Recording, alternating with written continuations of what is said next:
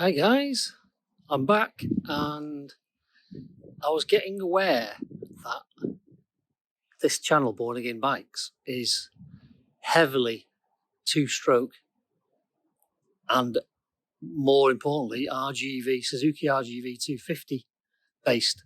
So I thought I'd just do something a bit different for you all. It's still a Suzuki, but it's not a two-stroke, but of the same era. So let's have a look what we've got. And there she is. So this is my Suzuki GSXR 400 RL SP. I know it's a bit of a mouthful. It's a 1990 bike, so 35 years old now, and this is something I've always been into, the RGVs and the two strokes from my racing days. So I'd restored a couple of RGVs and I had a collection of all three, so all three as SPs as well, which I'm going to do a video on soon in the not too distant future. However, I saw this on eBay and I thought this would go well with my collection because it's the same era as the RGVs, same colours, a lot of interchangeable parts, believe it or not. So I thought this would be a really good addition to the family. So it was an absolute dog. You'll see from the picture I'll put up in a minute. It was an absolute dog when I bought it, and I found it in a small backstreet bike breakers in Blackburn in Lancashire. Now, the guy who was selling it, it was going for absolute peanuts. I'll tell you what I got it for in a short while, but it was going for absolute buttons money-wise because it was so rough. But he didn't know it was the rare SP version. So what I'll do is I'll run around the bike, show you what it's got, and point out what makes it so special and rare, because it is a really, really rare bike. So the main difference between this and a bog standard GSXR 400 is there are quite a few things, to be honest. So one of them you can't see, which is inside there, is a close ratio gearbox. So it's got a very tall first gear. Because they're sports production SP models, they were designed for racing in the Formula 400 class in Japan. So that enabled them to have a long first gear and closer ratios within the gearbox, so you're not searching for the power. Every time you change gear, you're in the power. So that's that. Another thing, I mean, you'll probably notice how big the carbs are. They're gigantic for a 400. They're 35mm flat slide Mikunis. And they're also notorious for being hard work to set up. Ask me how I know this. But you'll see how big they are. They're gigantic. There's my hand next to them. They are a big carb, and there's a bank of 4. So that's the next thing on the bike that's different. Excuse me. Then another thing would be the bottom fork yoke, the black one there. Well, that is alloy, and on a standard bike that's made of steel. So that's the third thing. And if you'll notice, we go to the bottom of the fork legs, that adjuster screw there. So that's the compression damping adjuster, which a standard bike, even though it's got upside down forks, a standard bike, non-SP version, doesn't have that. Another quite big difference is under the seat. So there's a helmet lock and seat lock under the seat there. So you turn the key, which lifts the passenger seat, and in there lives the ignition box, the CDI. Now, one of the telltale signs of this being an SP is the fact that it's got one big multi-plug, whereas a non-SP version has two smaller ones side by side. Now, when I was buying the bike, all the things I've mentioned I was looking for on the bike. It was difficult because you can't see a close ratio gearbox. You can tell from the forks, the compression's there, but this ignition box was a big giveaway. So I was really happy to see the single monoblock plug-in. As in many bikes of this era, quite a big space. I don't have the toolkit. I need to get one to make the bike complete because the bike is so original. I've had it right down to every last nut and bolt apart. So everything's been re-zinced. All the nuts and bolts have been re-zinced. I was really lucky. So we go around to the front. I was really, really lucky because the forks, you'll see, are in really superb condition. Now, bikes of this era have been sat and changed hands, I don't know, however many times, maybe a dozen times or more. Bikes that have changed hands this much tend to have pitted forks, but not this one. Oh, one other thing, at the front, while we're at the front end, the discs. A standard bike doesn't have drilled discs, and also the centres are alloy, just like an RGV SP. So it's a very, very similar spec to an RGV SP, like the project you've just seen me complete. It's along the same lines. So Suzuki obviously kept things consistent, let's put it that way. But she's an absolute beautiful bike. Beautiful bike. So Japanese spec bikes. This is only Japanese spec, by the way. You couldn't get this in England. So they have beautiful, small SP mirrors. I managed to get those absolutely brand new in a Suzuki box, would you believe? Courtesy of Fastline in Preston, who deal in all these imports. And they also have these mini indicators, which they're really neat, really neat. The RGV SPs have those as well. JDM Market SPs have those. And genuine SPs have sports production there. The twin headlights. And as you'll notice, another consistency with the RGV SPs, black number board. Obviously there's no number board because it's still got the headlights, but that would continue down and be a black number board on track. And the same at the sides, the black number board, which is stunning. It's a stunning paint job, really is.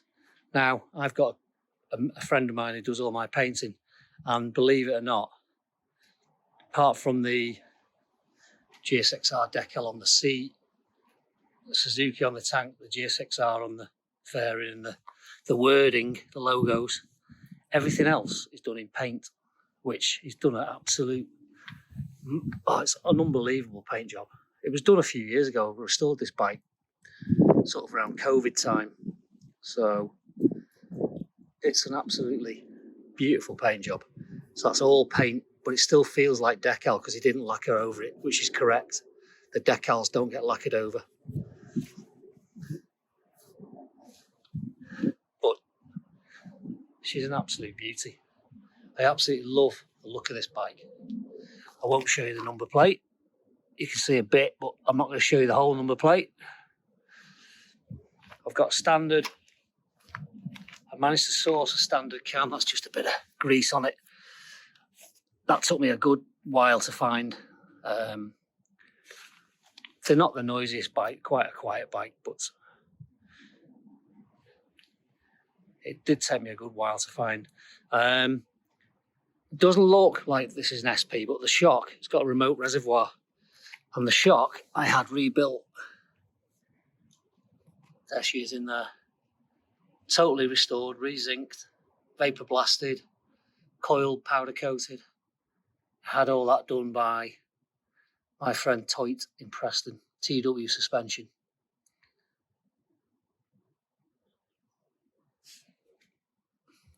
Maybe you won't agree, but I think this is an absolute beautiful bike. Beautiful bike. Very, very similar to an RGV at the back.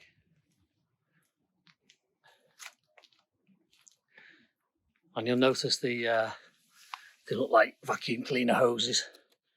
That one just provides cool air towards the airbox, whereas that one feeds directly into the front of the airbox or around it, so it just provides cool air under the engine. Don't know if it does anything. Maybe on track, maybe they don't even use them on track, but they're there. I was really lucky with the switch gear. They are as it came. Just give them a good clean. Both sides were in really, really good condition.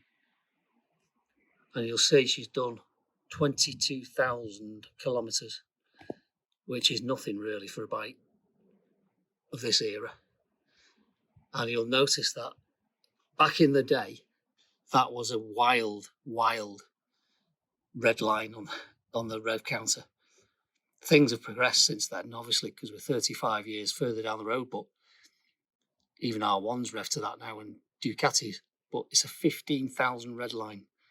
And I know from experience, because I raced the CBR 400 Gull Arm NC29, if you don't use all those revs, they just don't perform. So you have to be up around that red line, 14 and a half, 15, 16,000 revs to make these things go. So you don't have to have any mechanical sympathy whatsoever. But yeah, I think you'll agree. Grease on the tank. I think you'll agree that is a beautiful bike. So I think the official figures for these 400 standard were, I think, the 399cc, and they produced 59 horsepower out of the box. The 1990 version was a new design, because this is called a GK76, the Suzuki code for it, but an 89, 88 version had a beam frame, a bit like an RGV frame, CZR, that sort of ilk, ZXR 400. It's had a beam frame, the 88 and 89 models. I'll put a picture up so you know what I'm on about.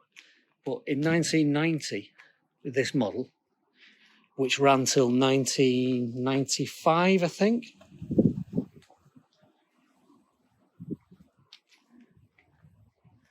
they went for this L-shaped frame with huge bracing around the headstock there. I mean, it's really chunky for a 400. But I think it was probably more than likely to bring it in line with 750, 1100 models. In fact, there wasn't even a 600 in this shape, was there? That was the Strad, which was a later bike. So I think they probably did it to keep these in line with the 750, 1100s, because they had the same shape frame. But I think this was actually the first one. So they produced the family which all look the same, but it's one thing to note about this frame is the airbox there. That airbox, believe it or not, and I found out the hard way, you have to fit the airbox before the engine, because I couldn't. Apparently, I've since found out that there is a way, but you're almost taking the engine out anyway. So you have to fit the airbox before the engine, which is incredible, really. It's got a detachable subframe, like an RGV. And another little thing to notice, twin fans, so one on either side there. Don't know if you can see down there. Yeah, there's the fan. So it has twin fans. Obviously, they're only Japanese market, so a bit warmer in Japan. Nice picture of the bins. So a bit warmer in Japan, hence twin fans keep the things cool. But she's a little beauty. Beautiful design.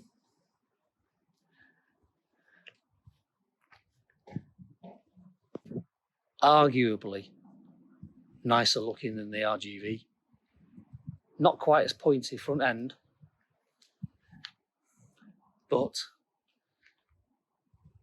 ain't she a beauty?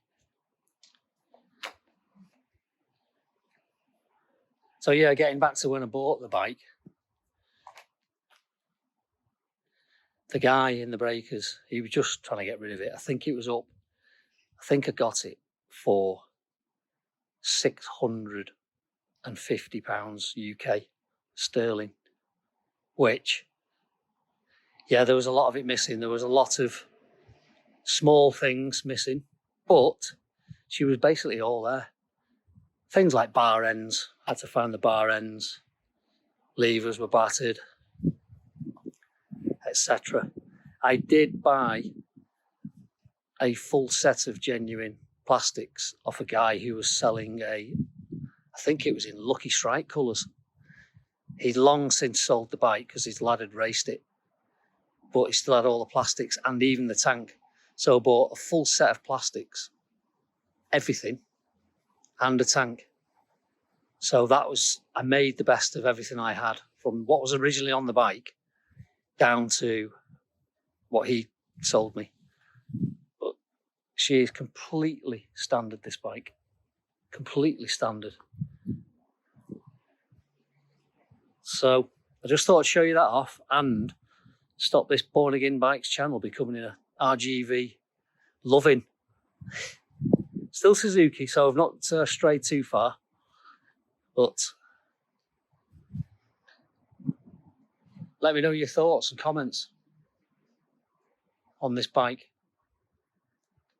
I love it. And thinking of selling it if anybody's interested. So let me know. See you in the next video, guys.